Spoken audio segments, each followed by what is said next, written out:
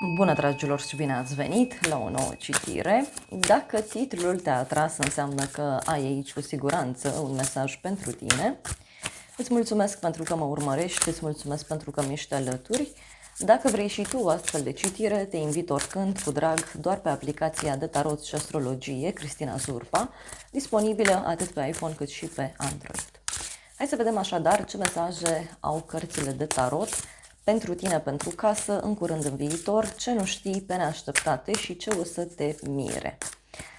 De asemenea, te invit cu drag și pe Destiny, aplicația pe care îți poți întâlni sufletul pereche. Te aștept cu drag, ai link în primul comentariu. Hai să vedem așadar ce trebuie să știi. Bun, a început citirea. Da, e o perioadă în care partea aceasta financiară e importantă pentru tine. Avem aici un cavaler de cupe și un 4 de cupe, regina de cupe. Da, o legătură cu o zodie de apă, rac, scorpion sau pești. Dar ce văd aici că e ca și cum te simți singur sau singură. Poate să fie vorba și despre o perioadă în care ești mai sensibilă din fire, dar în alte cazuri văd că aveți aici o conexiune cu o persoană care fie are probleme în dragoste, fie persoana aceasta e mai sensibilă din fire, poate să fie ușor mai negativistă, mai ales dacă discutăm de sfera iubirii, pentru că avem aici clar un cavaler de cupe. E o perioadă în care fie faci drumuri către o persoană dragăție, fie cineva vine către tine. Cavalerul ăsta de cupe poate să reprezinte și o persoană iubitoare și o persoană blândă, poate să reprezinte acest cavaler de cupe și faptul că ești în căutarea iubirii, dar și faptul că, cu acest 4 de cupe e ca și cum totuși ceva nu-ți place, ceva nu-ți convine. Bun, hai să vedem în plan personal. Da? În plan personal avem așa: 6 de monede, regele de monede, o legătură cu o zodie de pământ, Taur, Fecioară, Capricorn. În plan personal văd aici și o conexiune foarte puternică cu sfera aceasta financiară. Fie ești într-o perioadă în care cumperi diferite lucruri sau poate ești într-o perioadă în care reușești să te echilibrezi din punct de vedere material, reușești să găsești o soluție. În unele cazuri poate să reprezinte aici și faptul că aveți pe cineva care vă sfătuiește, fie pe sfera banilor, fie în general pe anumite activități pe care le faceți, practice, fizice. Poate să fie și un moment în care dai dovadă de foarte multă încredere în tine. Hai să vedem 6 de monede ce spune. Și avem așa, regele de cupe, o legătură cu o zodie de apă, rac, scorpion sau pești. În plan personal, văd clar influența cuiva care e mai sensibil din fire. E un personaj care povestește foarte frumos și mai văd de asemenea și pe cineva care te susține, te încurajează. Avem așa pajul de cupe, cavalerul de cupe din nou. Deci, în plan personal, uite, e cineva aici care fie îți dă vorbe dulci, fie este o persoană care vrea să te invite undeva, poate e o persoană care își dorește să se apropie mai mult de tine.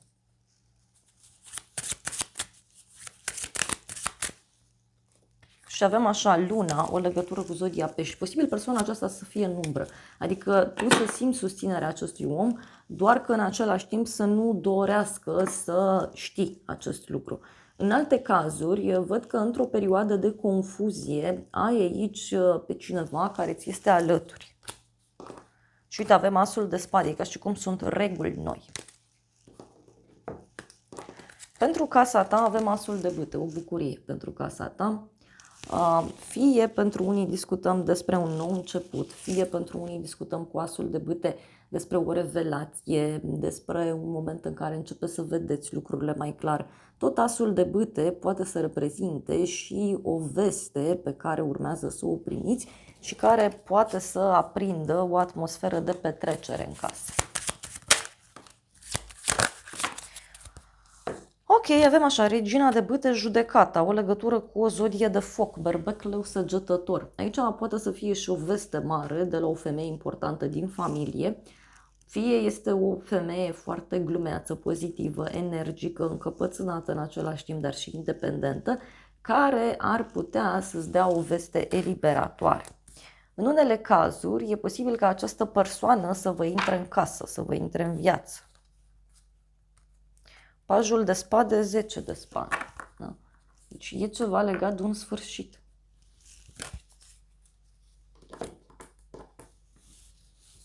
În curând, 3 de bâte.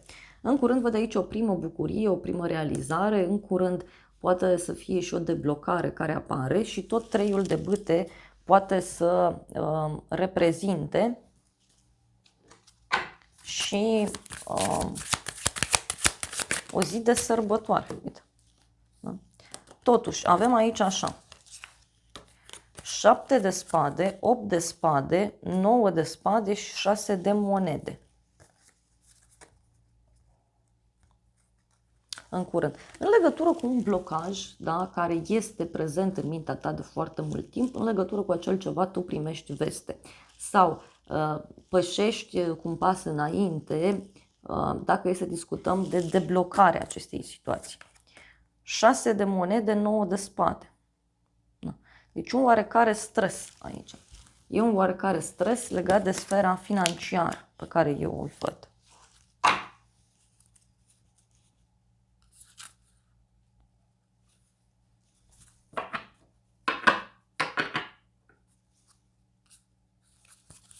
Mai vreau un mesaj. Și avem așa: 8-ul de monede. Posibil aici să fie ceva care te stresează, da? Și e ca și cum zici, gata, mă apuc să rezolv situația asta, mă apuc să acționez. Și atunci stresul ăsta poate să dispară. 2-ul de monede. Deci poate e vorba de a jongla între două lucruri. În viitor, 4 de bâte. În viitor, o petrecere, o bucurie. Fie o întâlnire cu familia, fie o atmosferă bună la locul de muncă sau o petrecere la locul de muncă. Tot pentru voi aici, în viitor, văd și un fel de realizare, da? O victorie. Cineva petrece. Hai să vedem în viitor. Regina de cupe. O legătură cu o zodie de apă, rac, scorpion sau pești. În viitor văd aici o bucurie pe care o ai de la o femeie blândă, iubitoare, sensibilă. Este o femeie sigură pe ea, este o femeie liniștită.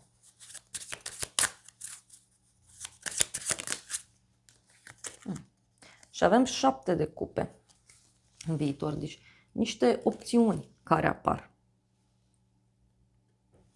Niște opțiuni care apar și care, să știi că pot ține, bineînțeles, și despre o persoană, nu știu, foarte visătoare în viitor. Poate să fie o veste foarte bună pe care o primești. Avem arcana majoră, moarte, o conexiune cu zodia Scorpion. În viitor e ca și cum se finalizează, da? Se finalizează niște iluzii sau reușești să faci ceva prin care îți iei o piatră de pe suflet. 9 de cupe.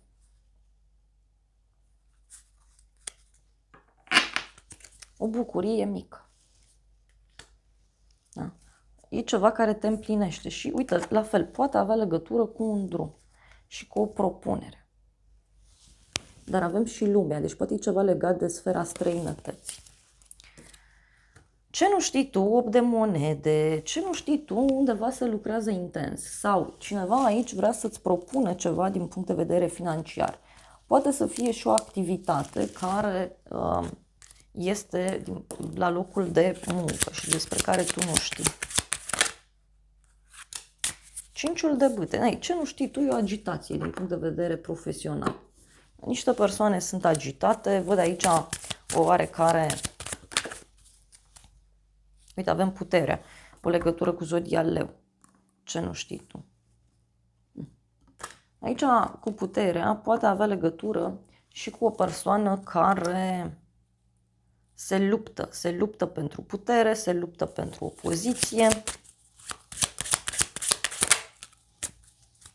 Și avem soarele, o legătură cu zodia Leu.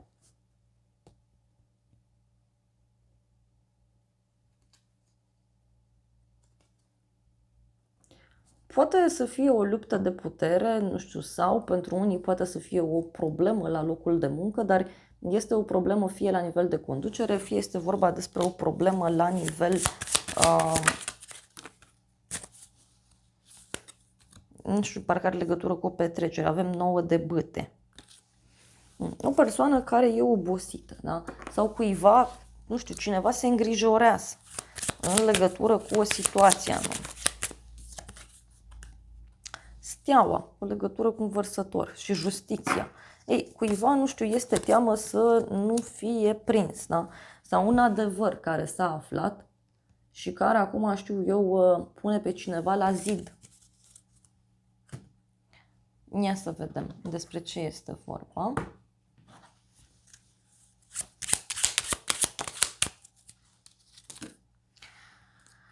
Cineva care are niște gânduri să renunțe și avem un bărbat, da? Deci un bărbat aici care are gânduri să renunțe. Un bărbat care se simte oarecum la limita supraviețuirii.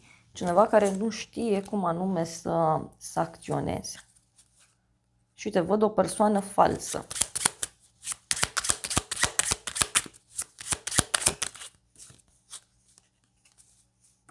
Avem muncă, ocupație. Deci cineva, repet, care are niște probleme. Pe neașteptate, soarele, pe neașteptate o legătură cu zodia leu, un succes, vizibilitate, foarte multă energie pe care o poți avea, da? Fie în general în viața ta, da? E ca și cum ești plin cu energie, fie pentru unii, văd aici o perioadă de prosperitate, o perioadă cu energie bună, o perioadă în care lucrurile devin mult mai bune, mult mai frumoase. Poate pentru unii pe neașteptate, văd aici și o veste de la un bărbat important. Pe neașteptate. Pe neașteptate avem 5-ul de cupe, 2 de cupe. O persoană care regretă în legătură cu ceva ce a făcut în trecut și de asemenea tot persoana aceasta poate să-ți propună fie o întâlnire, fie persoana aceasta să-și dorească să se apropie de tine mai mult. Avem ermitul, o legătură cu zodia Fecioară și justiția. Pe neașteptate, uite, o veste pe care o primești de la o persoană matură, asumată, e vorba de o persoană sigură pe ea, e vorba de o persoană mai matură, o persoană care îi place foarte mult să stea singur sau singură, doar că acum e ca și cum își cam schimbă perspectiva, da? Și avem regele de bâte. O legătură cu o zodie de foc, berbec, leu, săgetător. Aici putem să discutăm despre un bărbat căruia îi place foarte mult să stea singur. Este cineva căruia îi place în același timp să strălucească. Este o persoană glumeață, pozitivă, energică.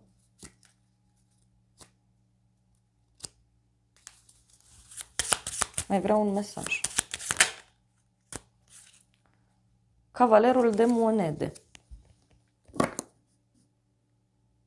Pe neașteptate. Cineva, nu știu, uite, cu un pachet în mână. Da? Cineva cu un pachet, cineva cu un cadou. Ia să vedem. Poate se face lumină într-o situație. Avem cartea căsătoriei și mare fericire. Ei, unii, nu știu, poate primiți aici o invitație de la cineva, fie în legătură cu o nuntă, o logodnă, fie pentru unii, atenție, poate avea legătură toată situația aceasta și cu ideea de fericire, împlinire.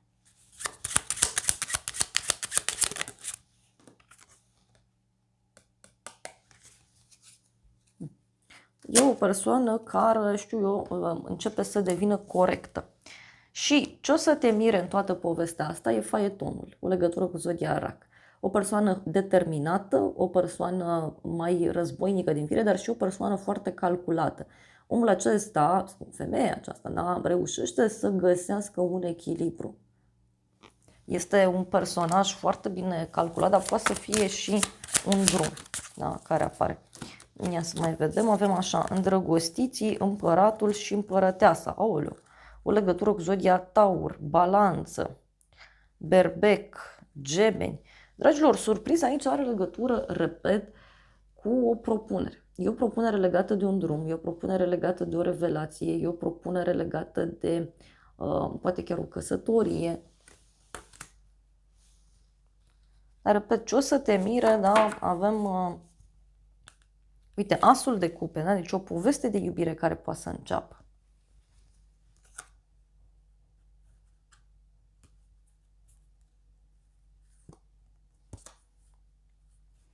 Are legătură cu cineva care totuși a mai fost abandonat sau a mai fost lăsat deoparte. 7 de bâte. Deci e clar aici cineva, uite, care ia atitudine, care se revoltă și care vrea liniște și pace și care este dispus sau dispusă să lupte. Da, hai să vedem ce o să te mire. O schimbare și bani neașteptați.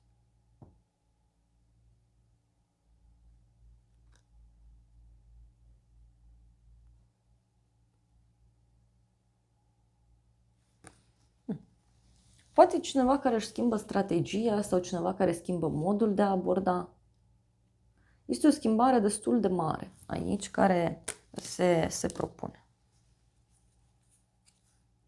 Dar ce văd eu este și o persoană falsă.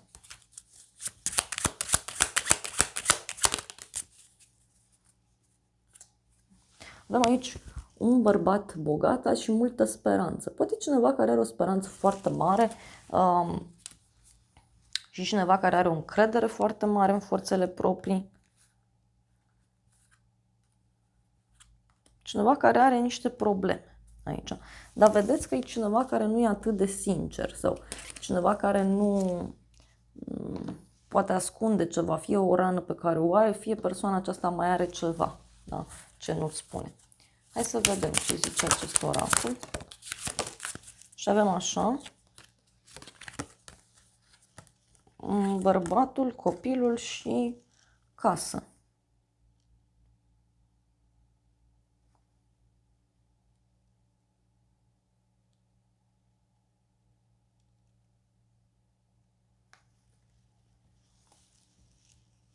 Deci, pentru cei mai mulți dintre voi, eu cred că discutăm aici despre un personaj care este mai imatur din fire. În unele cazuri poate să fie vorba despre o persoană nouă, da, care apare.